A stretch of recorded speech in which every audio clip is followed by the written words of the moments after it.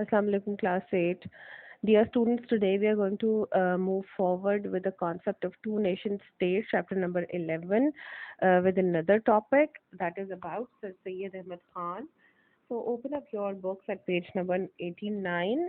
We are going to learn something about Sir Syed Ahmad Khan. आप लोग पिछले काफ़ी सोशल स्टडीज़ की क्लासेस में सर सैयद अहमद ख़ान के बारे में पढ़ते आ रहे हैं. क्लास 7 में भी हमने टू नेशन थ्योरी के बारे में जब पढ़ा था तो सर सैयद अहमद ख़ान का रोल उसमें हमने स्टडी किया था. But he was not present in the sub continent. But मतलब इनका जो लाइफ स्पैन था वो 1817 से लेके 98 तक था. 1898 में इनकी डेथ हो गई थी.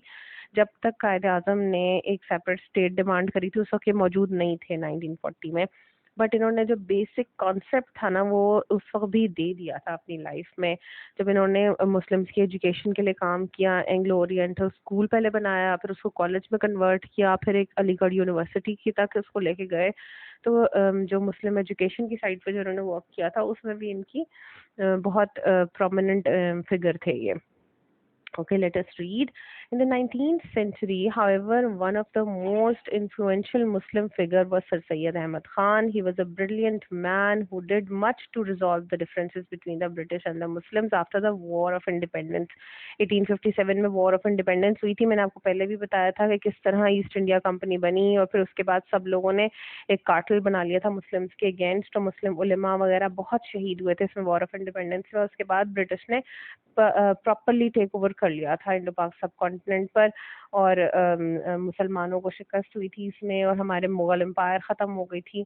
ठीक है जी. और जो है ना हमारे जो मुगल रूलर थे बहादुर शाह जफर, उनको ब्रिटिश प्रिजन में ले गए थे. वो उनकी वहीं पे फिर डेथ हो गई थी. मुगल एम्पायर जो है उसका ब्रेक और उसका ख़त्म होने का जो पार्ट था ना, that is with the war of independence. तो ब्रिटिश को इन्होंने वॉर ऑफ इंडिपेंडेंस में बिल्कुल क्लियर, वॉर ऑफ इंडिपेंडेंस से पहले बिल्कुल क्लियर वर्ड्स में बता दिया था मुस्लिम्स की इम्पोर्टेंस का और मुस्लिम्स की स्ट्रेंथ का. But he convince the Muslims eventually. उन्होंने मुसलमानों को भी कहा that education was vital for them, and he set up Anglo oriental college eight Aligarh.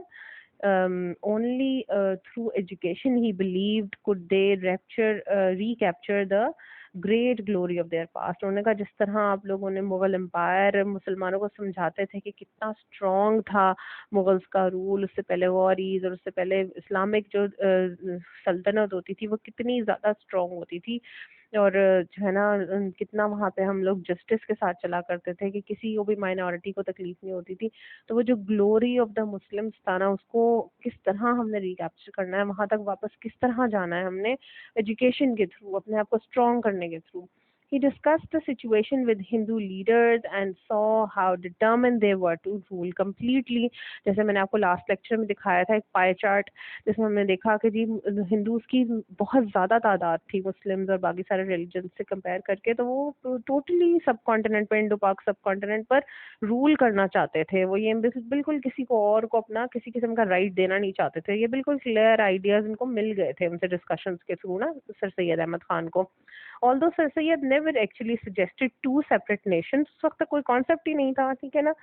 So he did tell the British very forcefully that political reforms and that when political reforms and independence eventually came, the Muslims should receive separate consideration. उन्होंने बिल्कुल clear word में British को कह दिया था कि अगर आपने पॉलिटिकल रिफॉर्म्स, किसी किस्म की भी सियासी तब्दीलियां जो होती है, रिफॉर्म्स आर द चेंजेस आई सब कॉन्टिनेंट में या फिर इंडिपेंडेंस आई, तो मुस्लिम्स को सेपरेट कंसिडरेशन चाहिए होगी, मुस्लिम्स को सेपरेट राइट्स मिलने चाहिए. His ideas did however suggest to later politicians and thinkers the possibility of two separate states. इनके आइडियाज, इनकी किताबों से, इनके जो थे ना सारी सेइंग्स, उनसे जब बात के पॉलिटिशियंस ने उनको पढ़ा और उनको एनालाइज करने की करा, तो उनको आइडियाज मिले कि वो चाहते थे separate state for the Muslims. अच्छा जी. ये आपकी एक पिक्चर दी हुई है पेज नंबर 89 पर. पिक्चर रिकग्निशन में आ सकते हैं सर सैयद अहमद खान, और साथ इनके राइट पे इनके बेटे हैं, his son is at the right, और कंटेम्प्रेरी का मैंने आपको पहले भी बताया था, इंपॉर्टेंट पॉलिटिकल फिगर या important figure of that time जिन्होंने साथ इनकी हेल्प करी या इनके साथ पार्ट लिया, तो वो होते हैं. This is the another picture downloaded from the net of Sir Syed Ahmed Khan. ठीक है जी. और एक इन्फो बॉक्स है हमारा, ये भी पढ़ लेते हैं हम पेज नंबर 89 पर. Sir Syed Ahmed Khan also known as Syed Ahmed Khan and Allama Iqbal were knighted by the British government. Knighted को अंडरलाइन करके उसके नीचे लिख ले ऑनररी नेम, जो किसी ऑनर के साथ कोई नाम दिया जाए ना, by the British government and given the title sir. Sir का टाइटल इनको सर सैयद अहमद खान जो कहते हैं ना, सर अल्लामा इकबाल कहते थे, that was given by the knighted, मतलब उनको ऑनररी नेम दिया हुआ था ब्रिटिश ने because of their political help to the British.